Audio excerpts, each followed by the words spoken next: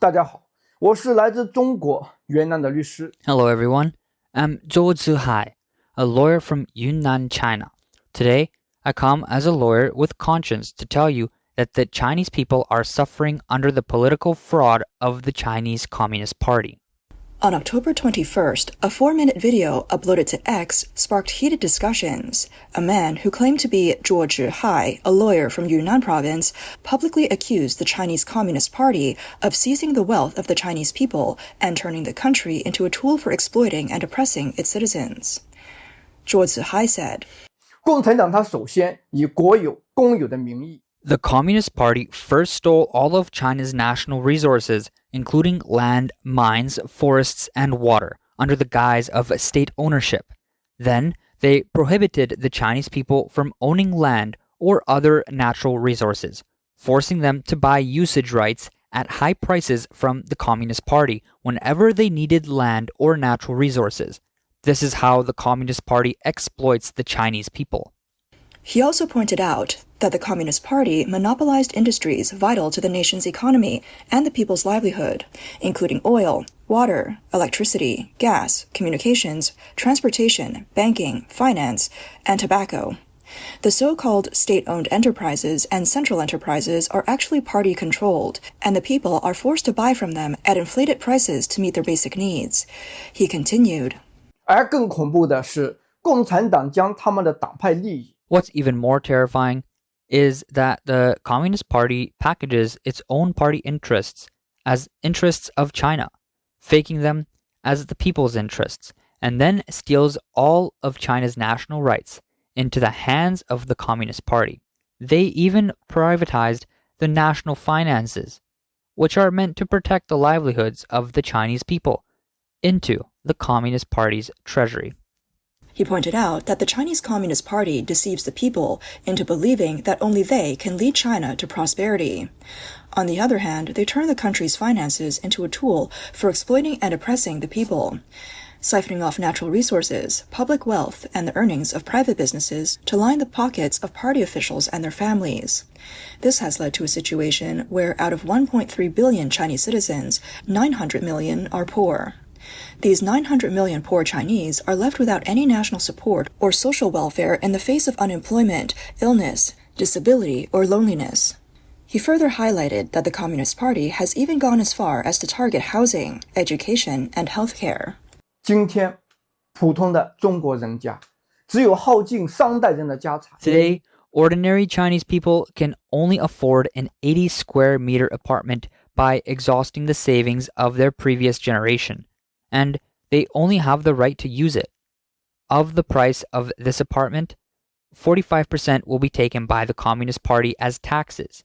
Today, Chinese parents have to give everything they have to send their children to university. Today, all hospitals in China refuse to treat patients without money. So many poor Chinese die because they can't afford medical treatment, including the elderly and children. In this video, lawyer Zhuo Zihai stated that with 15 years of legal experience and having handled over 500 criminal cases, he wants to tell everyone that each person living in China is actually unsafe. He explained, every Chinese person lives in danger, but the danger we face does not come from gangs or underground societies. It comes from the illegal system of the Communist Party. Under this system, the party's leaders and officials can use their power at will. They can easily use the police, the prosecutor's office, and the courts to convict any innocent Chinese person. If they say you committed murder, you are a murderer.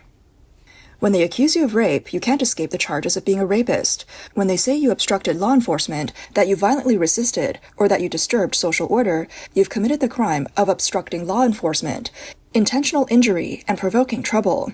Because they can fabricate any evidence they need and gather any witnesses or testimonies they want.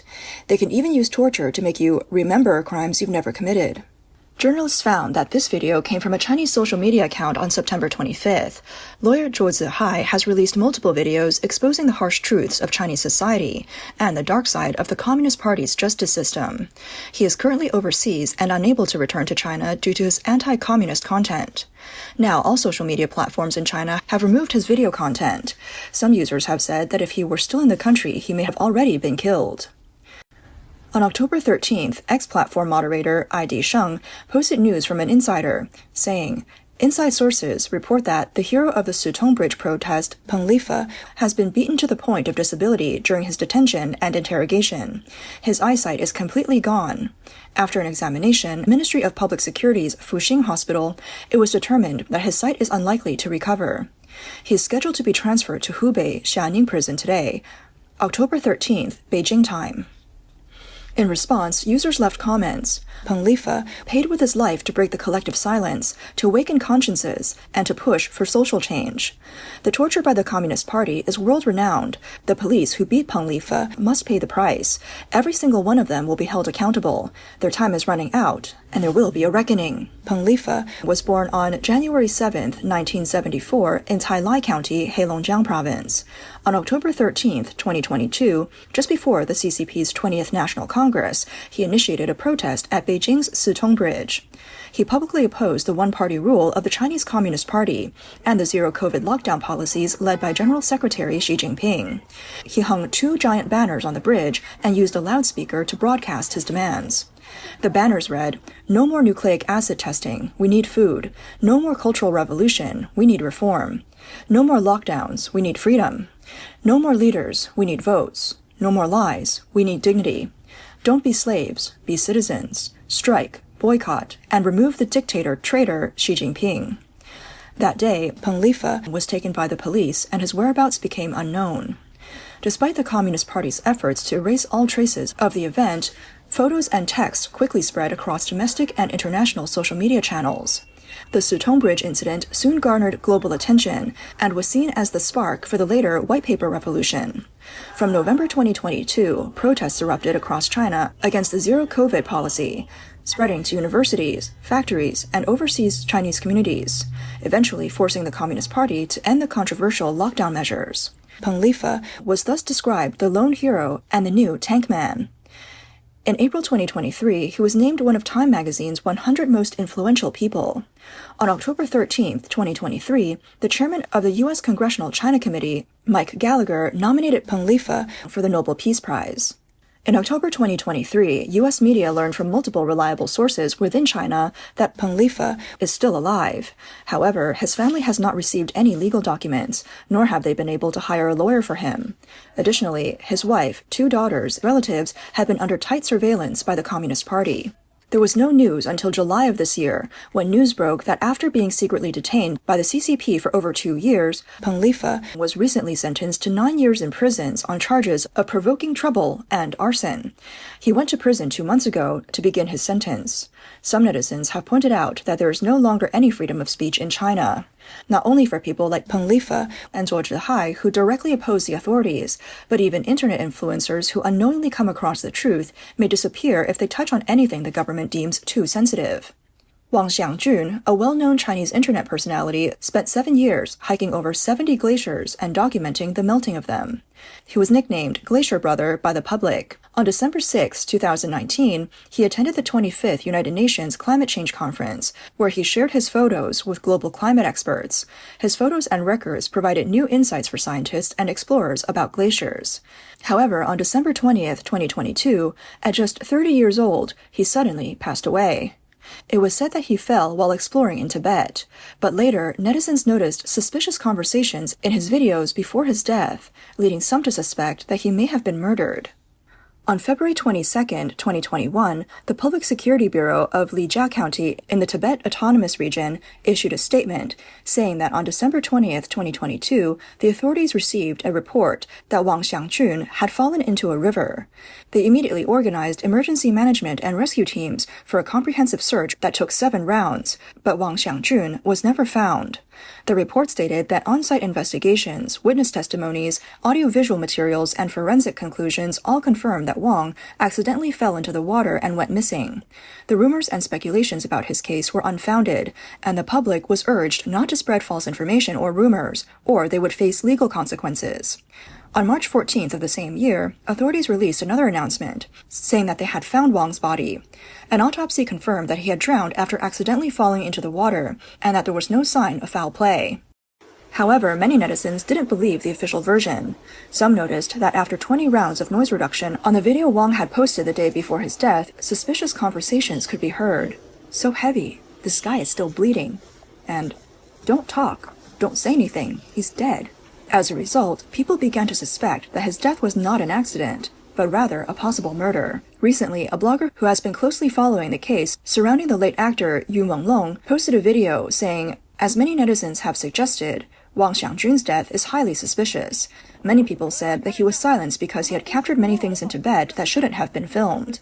Wang Xiangjun had filmed medical helicopters frequently hovering over Tibet. Once, he filmed a helicopter labeled International Medicine. After further investigation by netizens, it was discovered that this helicopter had landed at hospitals in Xi'an and Luoyang. According to insider sources, this helicopter was specifically used for transporting organs. Wang Xiangjun also mentioned that many people disappear in Tibet's remote areas and glaciers every year. A 17-person team entered the mountains and never returned. Some travelers going by car also mysteriously disappeared after entering the mountains. He speculated that Tibet might be a huge organ storage site. He also filmed tunnels between China and Nepal, through which illegal items might be transported. Additionally, he discovered luxury villas in scenic glacier areas in Tibet, where some Chinese celebrities have been spotted. What's even more chilling is that Wang Xiangjun filmed the identities of many female students in Tibet. Their ID cards were destroyed by incineration, but some were not completely destroyed. Each ID represents a person, and so many students have died. Wang Xiangjun said, "Don't casually go to Moto in Tibet. There are many shady shops that poison people." He claimed that at least thousands of people die in the mountains, and many people go in and never come out.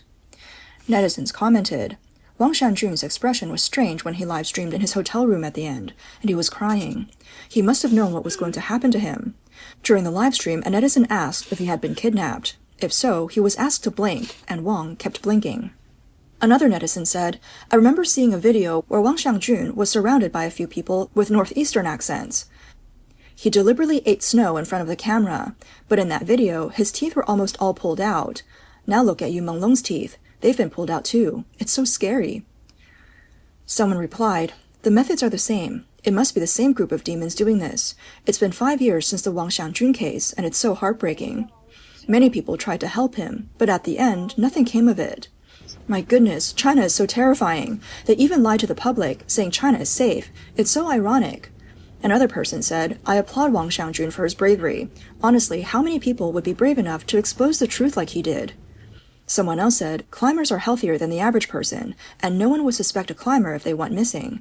I originally planned to visit Tibet next year, but now I've decided to cancel." Analysts point out that whether it's someone who inadvertently comes into contact with the CCP's dark secrets, or someone like Peng Lifang who takes direct and deliberate action, in mainland China it often costs people their lives. But new ways of exposing the truth continue to emerge, and the CCP's ugly actions are being exposed one after another. It's almost at its breaking point. On October 22nd, the anti-communist hacker group Anonymous64 announced on social media that they had infiltrated several CCP official websites, claiming they've intercepted high-level CCP secret meetings and were able to reveal the deception 5-year plan. Anonymous64 posted on X announcing the results of 4 actions. "We intercepted high-level CCP secret meetings and declared, 'We are Anonymous64 and we're back.' We successfully hacked into the China Council for the Promotion of International Trade, Asia-Pacific Economic News, and 4 other websites, bringing the truth to light."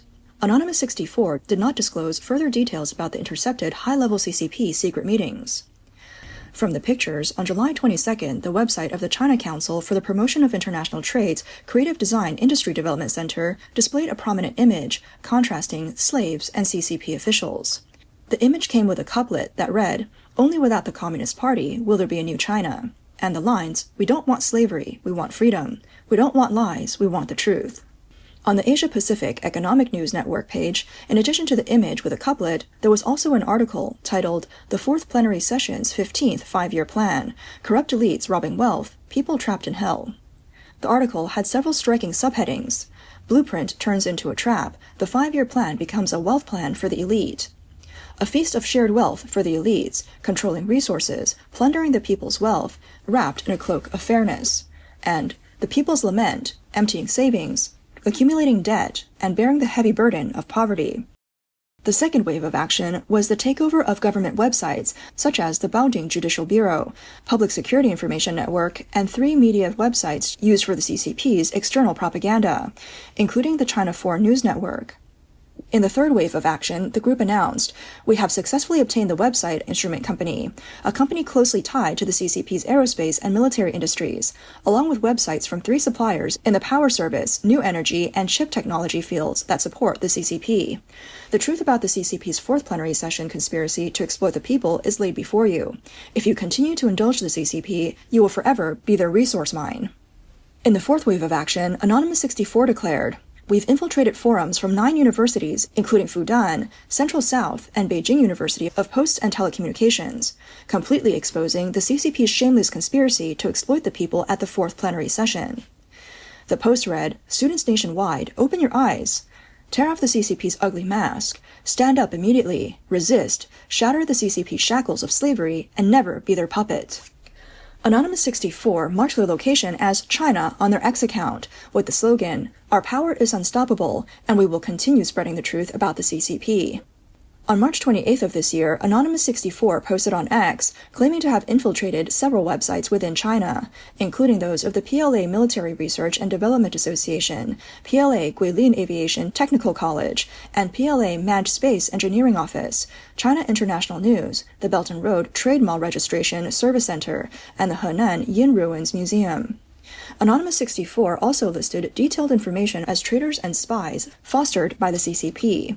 These include the Minister of the Propaganda Department, Li Shulei, Minister of Public Security, Wang Xiaohong, Director of the National Development and Reform Commission, Zheng Chajie, Vice Premier He Lifeng, and Foreign Minister Wang Yi.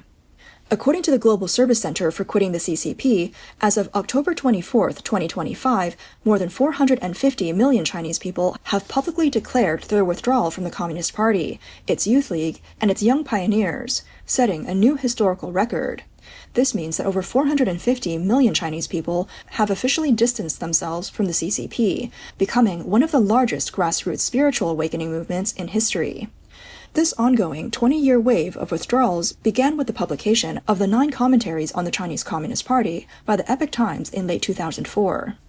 The Global Service Center for Quitting the Chinese Communist Party recently stated that signs of the CCP's impending collapse are becoming increasingly evident. Following this, retribution and reckoning will come to those who are lined with evil. The report stated the CCP will be wiped out by retribution, and in the meantime, those who did evil along the CCP will also face their punishment. Before the truth is revealed and divine retribution arrives, there is still time for repentance. Hurry and join the wave of quitting the CCP. Analysts point out that the CCP's 4th plenary session has just concluded, and the rumors of Xi Jinping stepping down have not materialized. However, just a few days ago, a psychic claimed that Xi Jinping will not step down yet. With the changing dynamics of the Russia-Ukraine war, Russia is expected to collapse next year. At that time, the substantial evidence of CCP support for Russia, along with some even more classified and sinister documents, will be exposed. Xi Jinping will face immense pressure from both home and abroad. And by early 2027, he will be poisoned by one of his most trusted people, leading to his death. Shortly after, the CCP will collapse. How the situation will develop remains to be seen. Let's witness together this unique and precious moment in history.